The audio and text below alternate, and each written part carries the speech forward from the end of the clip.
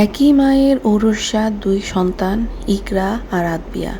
কিভাবে এই একজন মা, মিমের মতো একজন মা, দুই সন্তানের প্রতি এইরকম ভিন্ন ধরনের আচরণ করতে পারে। ইকরাকে দেখে তো মনেই হয় না যে ও মিমের মেয়ে। হয় ও বাবার কোলে থাকে, নয়তো ও আপার কাছে থাকে। মিমকে দেখে আমার সত্যিই সন্দেহ হয় যে ও কি আসলেই মা, নাকি ও আপার মানে আপার ঔরসজাত কিছুকে ও সারোগেট মাদার হিসাবে নিজের পেটে নিয়ে ঘুরছিল এতদিন। এটা কিন্তু আমাকে ভাবতে বাধ্য করছে। এই যে আপা যেভাবে বাচ্চাটাকে বুকে টেনে নেয়, যেরকম মমতায় সে ওকে ভালোবাসে, এই ভালোবাসা আমি কখনো মিমের মধ্যে দেখি নাই। এটা কিন্তু ন্যাচারাল জিনিস, এটা কিন্তু কেউ ফেক করতে পারে না, নাটক করতে পারে না বাচ্চার ভালোবাসা নিয়ে। আপার মধ্যে যে মমতা দেখি ইকরার জন্য, বাবুর মধ্যে যে মমতা দেখা যায়, মিমের ক্ষেত্রে কিন্তু আপনারা কখনো দেখেন নাই। মিম ইকরাকে ধরেও না, ছোঁয়ও না। আদবিয়াকে যেভাবে সুন্দর করে কাপড় চোপড় পরিয়ে গুছিয়ে রাখে, ইকরাকে কিন্তু তা করে না। এটা বললে ওরা এখন গায়ে জ্বালা ধরবে, কারণ সত্য বলে ফেলছি তো আমরা। ও আবার সত্য সহ্য করতে পারে না, ও মিথ্যা নিয়ে থাকে তো সব সময়, তাই ওর সত্য শুনলে ওর গায়ে জ্বালা ধরে। তো ও রীতিমতো দর্শকের ভূমিকা পালন করে। হ্যাঁ, নিজের আরাম আয়েশের জন্য, নিজের ও একটা ভাব নেয় যে ও টাকা ইনকাম করে, সেজন্য ওর মাতৃত্ব পর্যন্ত ও বিক্রি করে দিয়েছে আপার কাছে। কোন সাহসে ও নিজেকে মা হিসেবে দাবি করে বলেন তো? একটা মায়ের তো সন্তানের কান্না, হাসি, ঘুম, আদর একটা মায়ের জীবনেরই অংশ হওয়ার কথা, তাই না? এটাই কিন্তু আমরা দেখে আসছি। আমার মা বলেন, আপনার মা বলেন, আপনারা যারা মা হয়েছেন তারা নিজেরা বলেন, সবারই কিন্তু একই রকম। দেখেন, মিম কোথায় জন্মগ্রহণ করছে? একটা অজপাড়া গায়ে একটা অশিক্ষিত গরিব ফ্যামিলিতে জন্মগ্রহণ করছে, তাই না? এরকম আরও অনেক গরিব ফ্যামিলিতে বাচ্চারা জন্মগ্রহণ করেও কিন্তু ভালোবাসা পায়। তো ও যেরকম ভাব দেখাচ্ছে যে ও খুব কোটিপতি, ও বাচ্চাও পালে না, ও আয়া রেখে দিছে বাচ্চাকে পালার জন্য। এদের এই সমস্ত ফেক জিনিস দেখলে আমার হাসি পায়। দেখেন, আলহামদুলিল্লাহ আমি একটা শিক্ষিত ভালো ফ্যামিলিতে জন্মগ্রহণ করছি। আমার মা বাবা কখনো কিন্তু আমাকে নিজের আরাম আয়েশের জন্য আমাদেরকে ওই কাজের লোকের জিম্মায় রেখে দেয় নাই। আমার বাসায় দাদি থাকতো, হ্যাঁ, আমাদের কাজের লোক থাকতো।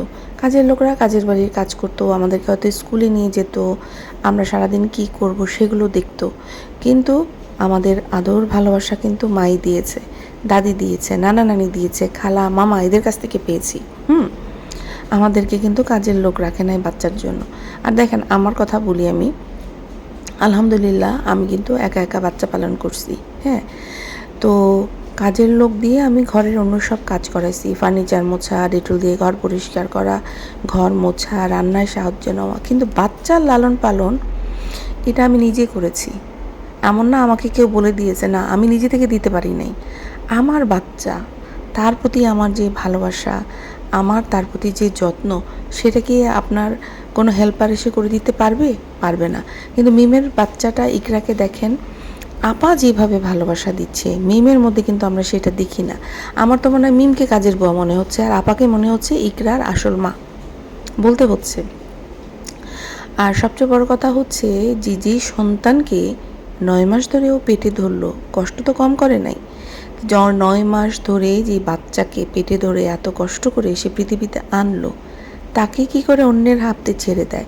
তার যত্ন, তার বেড়ে ওঠা সে কীভাবে একটা অন্য মানুষের হাতে ছেড়ে দেয়? আমি অবাক হয়ে যাই যে এরা কি মানসিকতার, এদের মাঝখানে, এদের আসলে মস্তিষ্ক যদি আমার মনে হয় একটু খুলে দেখা যেত, বুঝতে পারতাম যে সেখানে আসলে কী রয়ে গেছে, ওদের চিন্তা ভাবনা কীরকম। তো কোনো সুস্থ মায়ের পক্ষে এটা করা সম্ভব না। এমনকি বলেছে এর আগেও আমি যে রাজা বাদশারাও এটা করে নাই। রাজা বাদশাদের দুধ মা ছিল, হয়তোবা ওদের বিভিন্ন কাজকর্ম দায়িত্বের কারণে। কিন্তু এদের কি দায়িত্ব? এরা সারাদিন ঘুরে বেড়ায়, বাচ্চাগুলিকে অন্যের কাছে ফেলে রাখে।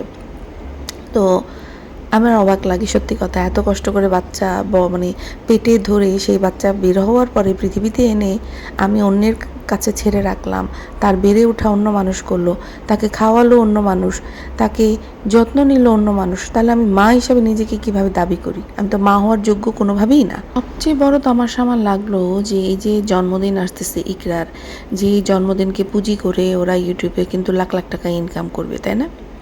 সেইখানে এই ইকরার কপালে জুটতেছে কি আদবিয়ার পুরানো জামা। হ্যাঁ, আমরা এখন ভিডিও করার পরে হয়তো ওর কপালে নতুন জামা জুটার সম্ভাবনা আছে। এই যে আদবিয়ার পুরানো জন্মদিনের জামাটা ও ইকরাকে পরাতে চাচ্ছে, আর ও নিজে হচ্ছে যে জামাটা বানিয়েছিল সেটা নিজে পরতে চাচ্ছে। অবাক লাগে যে আদৌ ওদেরকে কেমন লাগে সেটা কি ওরা আয়নায় দেখে? আর জন্মদিনের জন্য কেন ওকে ওই রকম একটা পড়তে হবে? ও কি কোনো মানে কি বলবো এটাকে, ও কি কোনো হাই সোসাইটি থেকে বড় হয়েছে? ও একটা গরিব ঘরের সন্তান, গরিবের মতো কাপড় চোপড় পর। তোর যে স্ট্যাটাস, তুই সেই স্ট্যাটাসে থাক। তুই নিজেকে কেন এরকম হাই সোসাইটির বানাতে চেষ্টা করিস? হাই সোসাইটির বানাতে চেষ্টা করে নিজেকে রীতিমতো সে জোকার বানিয়ে ফেলতেছে।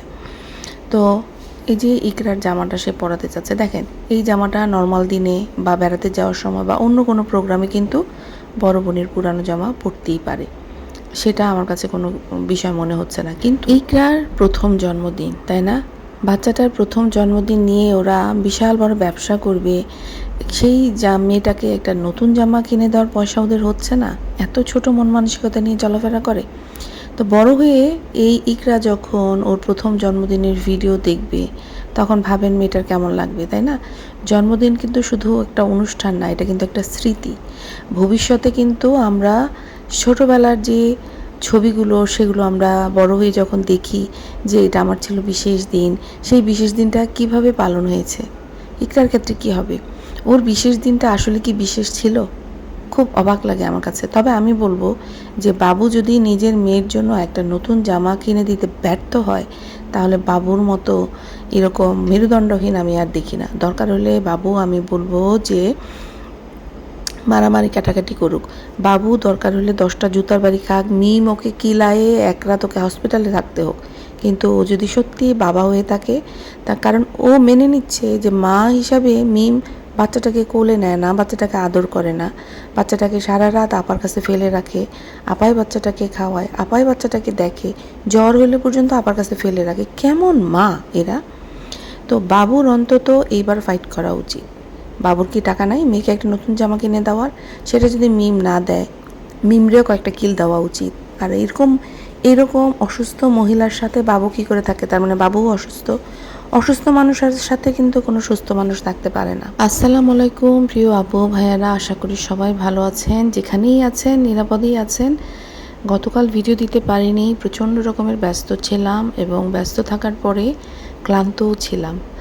এমনই ক্লান্ত ছিলাম যে কখন ঘুমিয়ে পড়েছি টেরই পাইনি। ঘরের সমস্ত কিছু এলোমেলো রেখে একদম চোখ বুজে গেছে। তো যাই হোক, সকালবেলা উঠেও ভাবতে পারি নাই যে ভিডিও নিয়ে বসবো, কিন্তু অনেকগুলো কথা জমা হয়ে আছে, ভাবলাম যে আপনাদের সাথে শেয়ার করি। এবং আপনারা তো অনেকে এত সুন্দর সুন্দর কমেন্ট করেন, সেই কমেন্ট পড়লে আমার মনে হয় যে আপনারা যদি মানে এত সুন্দর করে ভাবেন, সত্যি কথা যে আপনাদের ওই কমেন্টের মাধ্যমে কিন্তু অনেক সুন্দর সুন্দর কথা পড়ে আমার খুব ভালো লাগে। আবারও অনুরোধ করছি, যদি ভিডিওটা ভালো লাগে তাহলে অবশ্যই লাইক করবেন, কমেন্ট করবেন, সাবস্ক্রাইব করবেন। এবার আসি আরেক চোরের বউ চ্যাপার প্রসঙ্গে। চ্যাপা যা শুরু করেছে তার একমাত্র উদ্দেশ্য যে কোনো উপায় হোক টাকা ইনকাম করবে। ও কোনো দিন কিন্তু নর্মাল ব্লগ দিতে পারবে না, কারণ দর্শকরা ওকে কিন্তু নাটক করায় উৎসাহিত করছে। আর নাটক ছাড়াও কি দেখাবে? ওর কিন্তু ঘরের কোনো কাজও করে না। ওর নর্মাল ব্লগ মানে হচ্ছে শুধু বিছানা ঝাড়ু দেওয়া। তো এই শুধু বিছানা ঝাড়ু দেখার জন্য নিশ্চয়ই লোকজন ওর ভিডিও দেখতে যাবে না। যদিও ভিডিও শুরুতে বলে যে আপনাদের জন্য সুন্দর একটা ব্লগ উপহার দিতে চাচ্ছি, আপনাদের দেখলে ভালো লাগবে, কিন্তু দেখা যায় যে না, দর্শকদের এই সমস্ত বিছানা ঝাড়ু দেওয়া দেখতে পছন্দ করে না, যার কারণেই ও এখন স্বামীকে বিক্রি করছে প্রতিদিন। এই যে দেখেন, ওর কিন্তু ঘর সংসার কাজ এগুলো দেখানোর মতো কোনো যোগ্যতা ওর নাই। যার কারণে ও কিন্তু প্রতিনিয়ত স্বামীকে বিক্রি করে, নয়তো নিজের যাকে বিক্রি করে, কিংবা ভাইয়ের বউকে বিক্রি করে। এই বিক্রি করেই কিন্তু ওকে সারা জীবন খেতে হবে, এটা মনে রেখে নেই। বিক্রি থেকে কিন্তু আরও কোনো দিন উঠে আসতে পারবে না। চাপাকে একবারও ভাবছে যে ওর যে 2টা বাচ্চা এই যে বড় হচ্ছে, এই বাচ্চাগুলোর ভবিষ্যৎ কী হবে? রাস্তা দিয়ে হাঁটার সময় মানুষ যখন আঙ্গুল দেখিয়ে বলবে যে তোর বাপ নেশাখোর, তোর বাপ মদখোর, হ্যাঁ, তোর মা সারাদিন বসে বসে কান্নাকাটি করতো ক্যামেরায় এসে, তোর বাবা এত খারাপ ছিল, আমরা বলতেছি চোরের বউ। তো এই মেয়ে নাকি পড়াশোনা করছে, আবার এই মেয়ে নাকি মাস্টার্সও করতে যাওয়ার স্বপ্ন দেখে। এরকম মানসিকতা নিয়ে একটা সুস্থ পরিবারের বা একটা মানুষ যার মধ্যে ন্যূনতম শিক্ষা আছে, সে কিন্তু নিজের পরিবারের, নিজের ফ্যামিলির দোষ গুণ কিন্তু আড়াল করে রাখার চেষ্টা করে, সন্তানের ভবিষ্যতের কথা ভেবে, নিজের পরিবারের মান সম্মানের কথা ভেবে। কিন্তু এই চাপা কিন্তু প্রতিনিয়ত ক্যামেরায় এসে হাটে হাড়ি ভেঙে বিক্রি করছে। কারণ তো এই টাকা ওর খুব দরকার। দেখেন, এই টাকা দিয়ে কিন্তু ও স্বর্ণ কিনছে, ও বিলাসিতা কিনছে, হ্যাঁ, বাড়িও কিনবে, হয়তো বা কিছুদিন পরে বাড়ি কিনবে না, বাড়ি কিন্তু ও করছে। কিন্তু অসৎ উপায়ে যে পরিবারকে ছোট করে নিজের স্বামীকে বিক্রি করে যে টাকা অর্জন করছে, এটা কি কোনোদিন ওর শান্তি আনবে? আজ নহক কাল কিন্তু ওর এই অসৎ উপায়ে কামানো টাকা কিন্তু জলে যাবে। এটা দেখে নিন, জলে যাবে। আর দেখবেন যে বিতর্কের আগুনে ভিউ হয়তো বাড়বে, টাকা হয়তো বাড়বে, কিন্তু তার যে একটা ধোঁয়া, তার যে একটা রেশ, তার যে একটা প্রভাব, এটা কিন্তু পরিবারের সবার জীবনে গিয়ে কিন্তু প্রভাব ফেলে, এবং এই বদনামটা কিন্তু থেকে যায়। আজ না হোক কাল ও কিন্তু সেখান থেকে উঠে আসতে পারবে না। বাচ্চাদের ভবিষ্যতেও কিন্তু এটার একটা অস্তিত্ব থেকে যাবে। এই বাচ্চাগুলো যখন বড় হবে, বাচ্চাগুলো যখন দেখবে যে ওর মা কী হারে কান্নাকাটি করে ওর বাপকে বিক্রি করে, ওর যে চাচার বউকে বিক্রি করে আজকে দালান দাঁড় করাইছে, সেই দালানে কি ওদের থাকতে মন চাইবে? যদি ওরা মানে মানুষ হয়ে গড়ে ওঠে, আর ওরাও যদি মায়ের প্রভাব পায়, মায়ের মতোই যদি ওরা এরকম অসৎ উপায়ে টাকা ইনকাম করতে চায়, তাহলে ওরা কিন্তু মায়ের পথে বেছে নেবে। অনেক পরিবার আছে দেখবেন যারা কিন্তু ক্যামেরার সামনে আসতে চায় না, তারা নিজেদের ব্যক্তিগত জীবনকে ব্যক্তিগত রাখতেই পছন্দ করে। এটা কিন্তু আমি বলবো না যে পিছিয়ে থাকা, এটা হচ্ছে আপনি ব্যক্তিগত একটা সীমারেখা মানে রাখছেন, হ্যাঁ। আর আর যেটা বলতে চাচ্ছিলাম যে অনেক ফ্যামিলি আছে দেখবেন যে একবেলা না খেয়ে থাকবে, কিন্তু নিজেদের আত্মসম্মান কিন্তু বিক্রি করবে না, নিজেকে কিন্তু হাসির খোরাক বানাবে না। এই যে চাপা প্রতিনিয়ত ইয়েতে এসে কাঁদে, আজকে যদি ও যদি কোনো ভালো পরিবারের মেয়ে হইতো, বাবা মা কিন্তু কোনোদিনও এটা করতে দিত না। কিন্তু দেখেন, বাবা মারও কিছু করার নাই, কারণ এই মেয়ে এই সমস্ত কান্নাকাটি করে কিন্তু বাবা মাকেও বিলাসিতা দিচ্ছে। তাহলে কেন বলবে? আজকে এই চাপাকে দেখেন যে প্রতিনিয়ত এসে ও কিন্তু স্বামীর সঙ্গেই আছে, স্বামী কিন্তু ওর কাছ থেকে দূরে নাই। স্বামীকে ভিডিও দেওয়া কেন বন্ধ রাখছে জানেন? কারণ স্বামী ভিডিও দিলে অনেক সত্য বের হয়ে আসবে, ওর মিথ্যা নাটক ধরা পড়ে যাবে।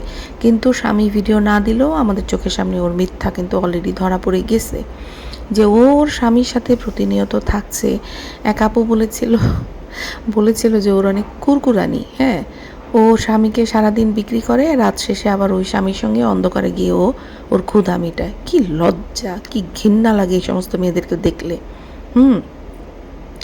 ও স্বামীর সঙ্গে ওর স্বামীকে নিয়ে কিন্তু ওর বাবার বাড়িতে আসে, কিন্তু ও আপনাদেরকে কি বলছে এসে, যে স্বামীকে একবার সুযোগ দেওয়া উচিত কিনা। দর্শকরা কি মানে বিয়ে করার সময় কি দর্শকদেরকে জিজ্ঞেস করছিল যে এখন ইউটিউবকে বিচারক বানাই ফেলছে? খুকিকে বলছিল না যে ইউটিউবে বিচার দিতে আসে, তো তুই বিচার দিতে কেন আসিস? তোর লজ্জা করে না? তুই দেখ, তোর একটা নর্মাল কোনো ব্লগ নাই, তুই শুধু বিক্রি করিস, বিক্রি করে তুই টাকার ইনকাম দেখে তুই আনন্দ নিচ্ছিস। এই আনন্দ বেশি দিন থাকবে না, আমি তোকে বলে দিলাম। আমি বলে দিলাম কিছুদিন আগে যখন দর্শক তো স্বামীকে নিশাকর বলছে, তখন তুই খুব বলছিস আমার স্বামী খুব ভালো, ঠিক হয়ে গেছে, স্বামীর সাথে খুব দহরম মরম করলি। দেখ খুকিকে বিক্রি শেষ হলো, তুই কিন্তু আবার স্বামীকে বিক্রি করা শুরু করছিস। এটার রেশ কিন্তু খুব খারাপ হবে। তোর 2টা বাচ্চা আছে, তোর বাচ্চাদের ভবিষ্যৎ কিন্তু তুই নিজের হাতে নষ্ট করে দিচ্ছিস। এই প্রসঙ্গে কিন্তু দেখেন রাশেদা ভাবি চলে আসে। এই যে রাশেদা যে ইউটিউব চ্যানেল যে খুলেছে, এর পিছনের মূল কারণ হলো তার সঙ্গদোষ। এই যে ফাতেহার সঙ্গে যে বন্ধুত্ব, তার এই বন্ধুত্বের ফলে কিন্তু আজকে রাশিদাকে নিজের সম্মান বিক্রি করে, মানে নিজের সম্মান বিক্রি করতে বসে গেছে। আগে কিন্তু ও নর্মাল ব্লগ দিত, ওর যেহেতু আপনার কি বলে এটাকে, ওই যে ক্যাটারিংয়ের করতো, খাবার দাবারের একটা ব্যবসা ছিল, সেগুলো দেখাতো। ওগুলো করে কিন্তু ওর কোনো ভালো কোনো ভিউজ হতো না, হ্যাঁ, টাকা ইনকাম করতে পারে নাই। তো যার কারণে কিন্তু তাকে শেষমেশ কোমর বেঁধে নোংরামিতে নামতে হয়েছে, হ্যাঁ, কারণ সঙ্গদোষ। ও কিন্তু ফাতেহার খুব পাশে ছিল, দেখছে ফাতেহা কীভাবে ইনকাম করে বড় হয়ে গেছে। ফাতেহা আগে মালয়েশিয়াতে কীভাবে করুণ হালে ছিল, এই নোংরামি করে করেই তো ফাতেহা আজকে টাকা ইনকাম করতেছে। তো এই যে রাশিদার মাকে দেখলাম, ও যে দেশে ফিরে গেছে, রাশিদার মা কিন্তু ক্যামেরায় নিজের চেহারাটা দেখাতে চাচ্ছে না, হ্যাঁ, আসতে চাচ্ছে না, কিন্তু মেয়ে বারবার জোর করে ক্যামেরায় দেখানোর চেষ্টা করছে এবং ওর পরিবারের লোকজনরাও কিন্তু বলে দিছে যে ওরা কেউ ওর ভিডিওতে আসবে না। তার মানে এই পরিবারটার মধ্যে আত্মসম্মান বোধটা আছে, হ্যাঁ, বা নিজেদের প্রাইভেসি রক্ষা করার চেষ্টা করতেছে। কিন্তু রাশিদা কিন্তু বন্ধুত্ব সঙ্গদোষে রাশিদা কিন্তু বিক্রি হয়ে গেছে। তবে বলতে পারতেছি না যে এই পরিবারের লোকজন, এই যে রাশিদার মা, রাশিদার পরিবারের লোকজন এখন ক্যামেরায় আসতে চাচ্ছে না, কিন্তু যেই দেখবে যে এগুলো করে রাশিদা কিছুদিন পরে অনেক অনেক টাকা ইনকাম করতেছে, রাশিদা হয়তো বাড়ি করবে, ফ্ল্যাট কিনবে, গাড়ি করবে, টাকার যখন মুখ দেখবে কে জানে, তখন হয়তো রাশিদার মা, রাশিদার পরিবারের বাকিরাও ইউটিউব চ্যানেল খুলে বসবে এবং তারাও নিজেদের চেহারা বিক্রি করে, আত্মসম্মানবোধ বিক্রি করে করবে, কেউ কিন্তু জানি না আমরা। তো যাই হোক, এবার আসি হচ্ছে বদা প্রসঙ্গে। বাপরে বাপ, বদা যে কত বড় মিথ্যাবাদী হতে পারে। প্রথম দিন যে ও দাবি করছে যে দর্শকরা ওকে বেশিরভাগই পজিটিভ কমেন্ট করেছে। ওই যে প্রথম দিন যখন ও সৎ মেয়েকে পাশে বসিয়ে দুধ বাবা সাজার মহান নাটক করছিল, সেদিন ওর কমেন্ট বক্সে 400-400-র উপরে কমেন্ট ছিল, যার সবই ছিল নেগেটিভ কমেন্ট, 4-5টা পজিটিভ, মানে কি আপনি ভালো, কেমন আছেন, এইসব। পুরো কমেন্ট বক্সে যেখানে ওকে থুতু ছিটাচ্ছিল মানুষ, সেখানে এ বলে বেশিরভাগই নাকি পজিটিভ কমেন্ট ছিল। এর থেকে মিথ্যা, যেটা আমাদের সবার সামনে একদম খোলা খাতা ছিল, সেই সত্যটাকে সে মিথ্যা বানানোর চেষ্টা করতেছে। তার মানে সে কত বড় মিথ্যাবাদী। আমরা যেটা দেখছি সেটাকে মিথ্যা বানানোর চেষ্টা করতেছে, তার মানে আমরা যেগুলি দেখি না সেগুলি নিয়ে ওরা কত মিথ্যা কথা বলে। তো আর পরের দিন যখন এই মিথ্যাগুলো বলতে বসলো, সেদিন কিন্তু ওর কমেন্ট বক্সে আবার পজিটিভ কমেন্ট দেখলাম। তো যতদূর মনে হলো যে 400 জন ওকে নেগেটিভ কমেন্ট করছিল, এদেরকে ধরে ধরে ব্লক মেরে দিছে। যারা সত্য কথা বলছে তাদের মুখ বন্ধ করে দিয়ে এই যে 42টা কমেন্ট কালকে দেখলাম করছে, আমি যতক্ষণ পর্যন্ত দেখছি এরা হলো চাটুকার। এদেরকে কমেন্ট দেখিয়ে বোঝানোর চেষ্টা করছে এই যে দেখেন সব পজিটিভ কমেন্ট।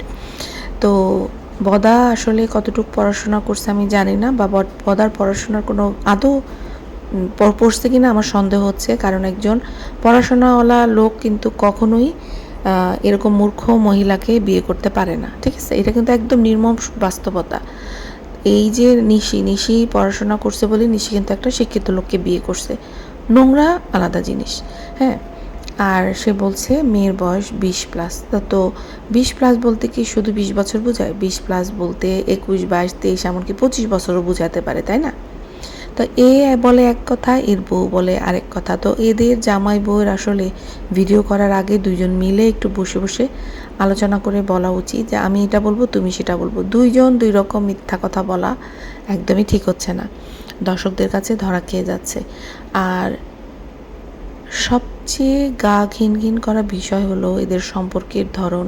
এই যে তিশা তাকে মহান ব্যক্তি সাজিয়ে গেল, তার মেয়ের দুধ বাবা সাজিয়ে গেল, হ্যাঁ, সেই দুধ বাবা কিনা তার সৎ মেয়ের সাথে একই রুমে থাকে, একই রুমে শোয়।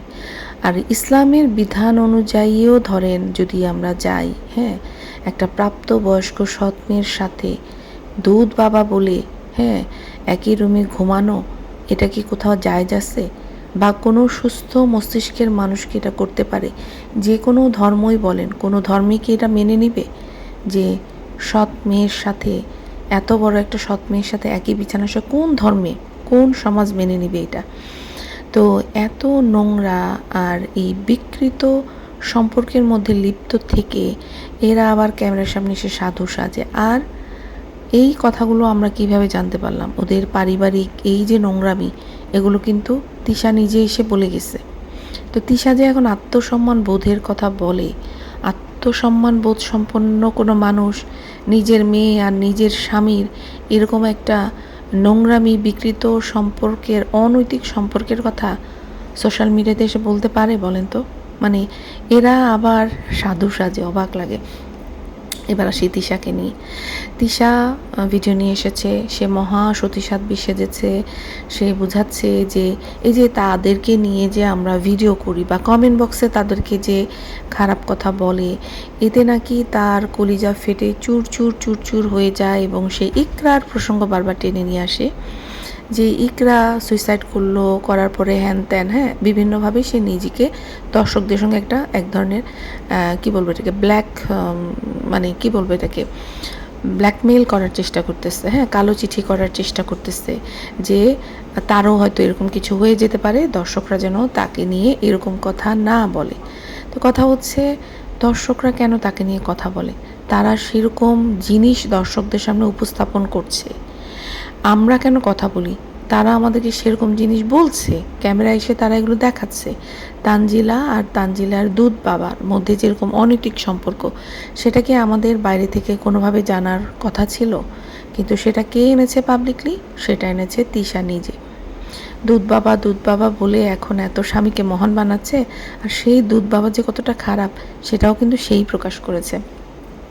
তো যাই হোক, সে তার শরীর, তার মানুষের কথা শুনলে শরীর খারাপ হয়েছে, ডিফোর্স কথা শুনলে সে কান্না করে দিল, সে ক্যামেরা অফ করে দিল, সে নাটক করলো যে তার কলিজা ফেটে যাচ্ছে ডিভোর্স কথাটা শোনার সাথে সাথে।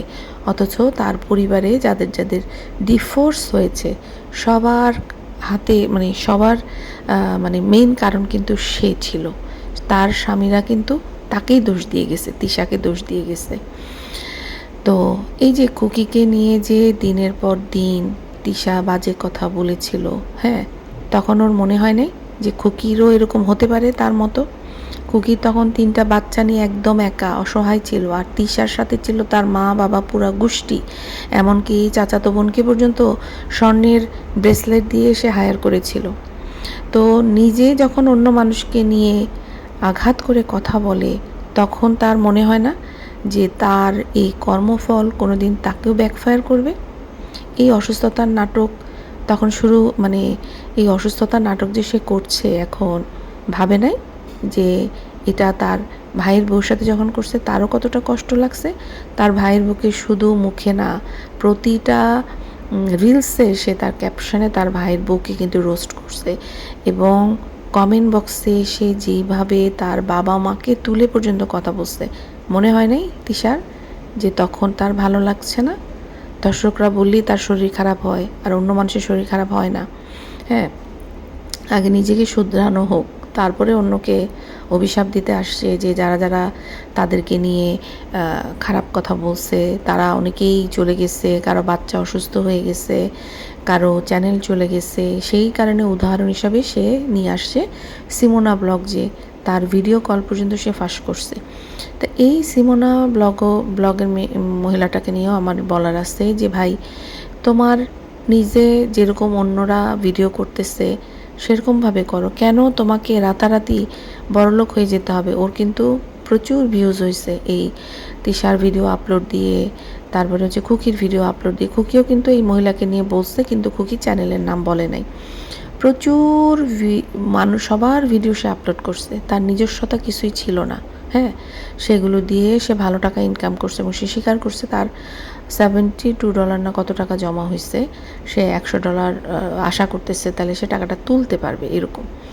তাহলে চিন্তা করে দেখেন যে এদের কি অবস্থা। ইনকাম করার জন্য ওরা অন্যের ভিডিও চুরি করে ছেড়ে দিচ্ছে। তো অসৎ উপায়ে করা কোনো জিনিসই আসলে থাকে না, হ্যাঁ। আর ওদের প্রসঙ্গে কথা বলতেছে যে ওরা নিজেদের নোংরামি বন্ধ করুক, ওরা বিতর্কিত কাজ করা বন্ধ করুক, তাহলে ওদেরকে নিয়ে বলার তো কিছু থাকবে না। মানুষ তো অন্য কাউকে নিয়ে বলছে না, ওদেরকে নিয়েই বলছে, কারণ ওরা চাচ্ছে বিতর্কিত হতে। তো যাই হোক, আজকের ভিডিওটা এখানেই শেষ করছি। যদি ভালো লাগে তাহলে অবশ্যই কমেন্ট বক্সে জানাবেন। আল্লাহ হাফেজ।